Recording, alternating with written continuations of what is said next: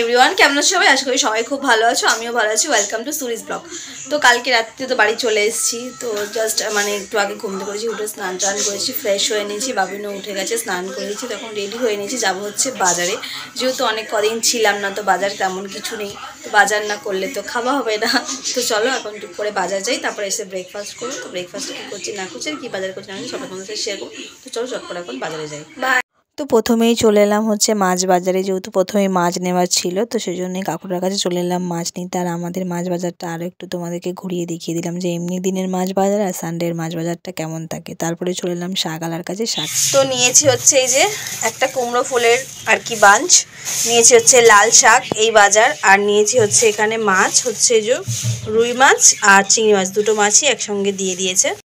মাছ টাছ ধুয়ে নিই, আর কুমড়ো ফুল এনেছি। তো কুমড়ো ফুল মানেই কুমড়ো ফুলের বড়া। তো কে কে কুমড়ো ফুলের বড়া খেতে পছন্দ করে আমাকে কিন্তু কমেন্টে জানিও। আমার তো জাস্ট খুব ভালো লাগে, আমার বাবিনও খুব পছন্দ করে। আজকে যেহেতু বাজারে দেখলাম তো নিয়ে চলে এলাম। এখন সবে উঠছে, এবার গরম পড়লে তো তখন পুরো অ্যাভেলেবেল হবে, তখন সবসময় পাওয়া যাবে। তো চলো চটপট করে মাছটাকে ধুয়ে নিই, তারপরে রান্না বসাবো। তো কড়াতে নিশ্চয়ই এটা তোমরা দেখে মনে করছো হচ্ছে চাউমিন রান্না হচ্ছে, কিন্তু এটা চাউমিন নয়। এটা কি জানো, এর মধ্যে ইপি আর ম্যাগি আছে। এই যে আমার বাবিন, তো তাকে তার মাসিমণি ম্যাগিটাকে আর কি সিদ্ধ করে তারপরে এইভাবে ভেজে দিয়েছিল। সে এখন বাড়িতে এসে, মাম্মা তুমি আমাকে ছোটো মাসিমণির মতন এরকম ভেজে বানিয়ে দাও। তো দেখো কিরকম অত্যাচার, যেটা মামা বাড়িতে খাবে সেটা ওকে বাড়িতে এসে করে দিতে হবে। তাকে বললাম আমি চাউমিন বানিয়েছি, না তুমি আমাকে পুরো ম্যাগি দিয়ে এরকমভাবে বানিয়ে দাও। তো দেখেছো কিরকম অত্যাচারটাই করে। আর এই যে ওর ছোটো মাসিমণি যদি দেখে, সেও বলবে যে না আমি যেটা বানিয়েছি তারপর বাড়িতে গিয়ে আবদার করেছে। ঠিক আছে, দেখো। তো চলো চটপট আমার রেডি হয়ে গেছে, তখন ব্রেকফাস্টটা দিয়ে দিই। তো তোমাদের সাথে আজকে আমি একটা মাছের ঝোলের রেসিপি শেয়ার করি, সেটা একদম ইজি মাছের ঝোল। তো তার জন্য দেখো আমার এখানে রুই মাছ তেলে ভাজতে দিয়ে দিয়েছি, কিছুটা মাছ এখানে আছে। আর এই ঝোল লাগবে আর টমেটো, ব্যাস এই দুটো জিনিস থাকলে এটা হবে। তো চলো দেখি বানিয়ে সেটা দেখো। তো আমার এখানে মাছগুলো ভেজে তুলে নেওয়া হয়ে গেছে। এবার সেই মই তেলের মধ্যে আমি দিয়ে দেবো হচ্ছে একটু কালো জিরে আর একটা কাঁচা লঙ্কা ফোড়নটা আমি দিয়ে দিয়েছি। এবার দেওয়ার পর হচ্ছে দেবো আমি যে কুচানো পেঁয়াজটা কুচিয়ে রেখেছিলাম, তো সেটা আমি দিয়ে দেবো। আর এই ঝোলটা যখন বানাবে, তারপরে যখন খাবে, এত জাস্ট টেস্ট লাগবে না, মানে কী বলবো। তো পেঁয়াজটাকে আমি এখানে আর কি কালো জিরে আর কাঁচা লঙ্কার সাথে খুব হালকা করে এটাকে এখন ভেজে নেব। তো পেঁয়াজটা আমার এখানে হালকা একটু নরম হয়ে গেছে। তো আমি এবার আগের থেকে যে টমেটো কোচানোটা ছিল, তো সেটা আমি দিয়ে দেবো। টমেটোটাকেও দিয়ে আমি পেঁয়াজের সাথে খুব ভালো করে এখন ভাজতে থাকবো, এটা কিন্তু টমেটোটা নরম হয়ে যাবে।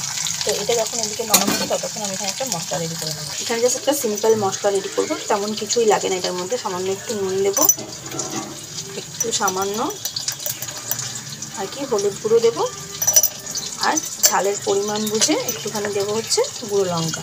তো আমি একটা কাঁচা লঙ্কা ইউজ করেছি, তোমরা চাইলে অনেকগুলো দিতে পারো। তো এই মশলার সঙ্গে আমি সামান্য একটু জল দিয়ে এটা আমি রেখে দেবো। তো এখানে আমার পেঁয়াজের সাথে টমেটোগুলো খুব ভালো করে মিক্স হয়ে গেছে। তো এবার আমি আগে যে মশলাটা রেডি করে রেখেছিলাম, তো এবার সেই মশলাটা আমি এর মধ্যে দিয়ে দেবো। দিয়ে এটাকে এখন খুব ভালো করে একটু হাই ফ্লেমে দিয়ে এটাকে এখন খুব ভালো করে কষতে থাকবো। তো এটার মধ্যে এই মাছের ঝোল বলো বা ঝাল বলো, যাই বলো, এটার মধ্যে কোনো রকম কোনো মশলা না ব্যবহার করে জাস্ট একটুখানি লঙ্কা গুঁড়ো, নুন, হলুদ আর কালো জিরে কাঁচা লঙ্কা ফোড়ন দিয়েই এটার স্বাদ এত সুন্দর হয় না, মানে এই দিয়েই তোমাদের এক থালা ভাত খাওয়া হয়ে যাবে। তো এখানে আমার মশলাটা খুব ভালো করে আর কি কষানো হয়ে গেছে। তো এবার আমি এর মধ্যে হচ্ছে সামান্য দিয়ে দেবো হচ্ছে একটু চিনি, তো টেস্টটাকে ব্যালেন্স হওয়ার জন্য সামান্য একটু চিনি দিয়ে দেবো। আর এদিকে আমি গরম জলটা বসিয়ে দিয়েছি। তো আমি রান্নাতে গরম জল ছাড়া ব্যবহার করি না, মানে জাস্ট দিই না কেন দিই, বাট সবসময় মনে করি যে গরম জলটা দেওয়াটাই মনে হয় আমার কাছে বেটার। তো এখানে আরেকটু মশলাটা কষানো হবে। তো মশলাটা আমার সব কিছু দিয়ে খুব ভালো করে কষানো হয়ে গেছে। এবার আমি আগে থেকে যে গরম জলটা রেডি করে রেখেছিলাম, তো সেটা আমি এবার এর মধ্যে দিয়ে দিই।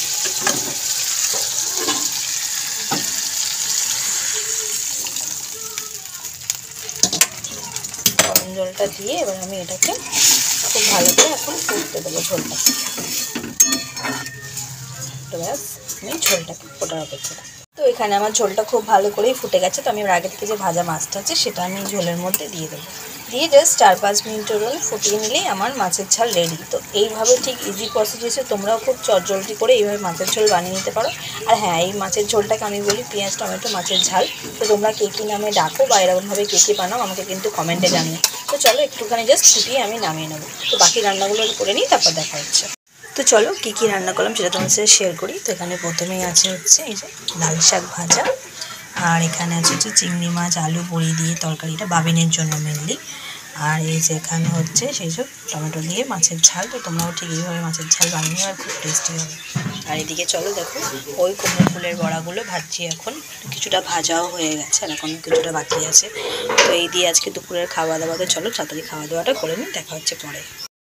Good evening everyone. তো এই জাস্ট একটু আগে ঘুম থেকে উঠলাম, উঠে ফ্রেশ ট্রেশ হলাম। তো এখন খাচ্ছি হচ্ছে মুড়ি দিয়ে ঝুড়ি ভাজা আর মাছ হচ্ছে চা। তো চা খাবো, খেটে নিয়ে একটু বেরাবো, বাইরে একটু কাজ আছে। তো চলো চটপট করে চা খাইনি, তারপরে কোথায় যাচ্ছি। আর এখানে এখন তো এই যে মুড়ি আর ঝুড়ি ভাজা, এই যে বাবা আর ছেলে দুজনে এখন দেখছে হচ্ছে একটা অনেক পুরাতন বই, সওদাগর। এটা বহু পুরাতন, আমারও খুব ভালো লাগে। উনি জাস্ট একটুখানি চালালো টিভিটা, দেখছি মোটামুটি ভালোই লাগছে। তো চলো আমি চটপট করে চাটা খেয়ে তারপরে। তো এই জাস্ট রেডি হয়ে নিলাম, তো চলো বেরাই। তো বেরিয়ে বাইরে যাবো, তো দেখি কী কাজ আছে, আমি সবটা কমপ্লিট করে আসবো। চলো। হ্যাঁ, আমি একাই যাচ্ছি আজকে, মিস্টার হালদার যাচ্ছে না, ওনার একটু মানে টিভি দেখছি। তো বলছে তুমি চলে যাচ্ছি, আমি হেঁটে হেঁটে একাই যাবো। তো চলো। তো বেরিয়েই চলে এলাম হচ্ছে এটিএমে, যেহেতু বললাম এটিএমে কাজ আছে। তো এটিএমের সামনে দিয়েই ভিডিওটা নিলাম। এটা হচ্ছে আমাদের 5 কড়ি মোড়। তো তারপরে এখান থেকে বেরিয়ে চলে এলাম হচ্ছে তেলে ভাজার দোকানে, যেহেতু বাবিনের জন্য একটা স্যান্ডউইচ নিতে হবে।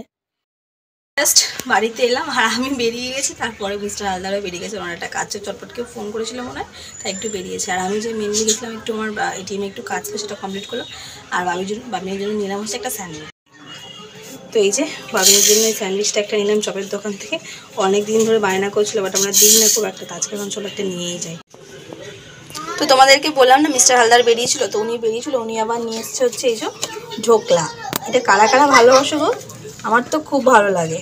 সেটা যে চাটনিগুলো দেয় না, এই যে গ্রিনটা, এটা ধনেপাতা কাঁচা লঙ্কা, আর এইটা দেয় হচ্ছে তেঁতুলের চাটনি মেবি। খুব সুন্দর টেস্ট, মানে এই যে টেস্ট না, মানে এটা দিয়েই পুরো ধোকলাটা খাওয়া হয়ে যাবে।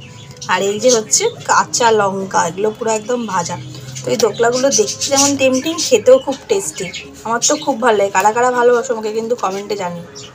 তো এটা এখন উনি নিয়ে এসছে, আর এখন বাজে হচ্ছে রাত্রি 8:30। তার মানে ভাবো এই 8:30টায় যদি এখন এই ঢোকলা খাওয়া যায় তাহলে। আর এটা সত্যি এমনই, মানে এটা টিফিনের জন্য এত ভালো একটা আইটেম, মানে এটা খেয়ে যদি একটু জল খাওয়া হয় না, আর কিছু খাওয়া লাগবে না, এত সুন্দর খেতে এটা। তো চলো দিই আমিও।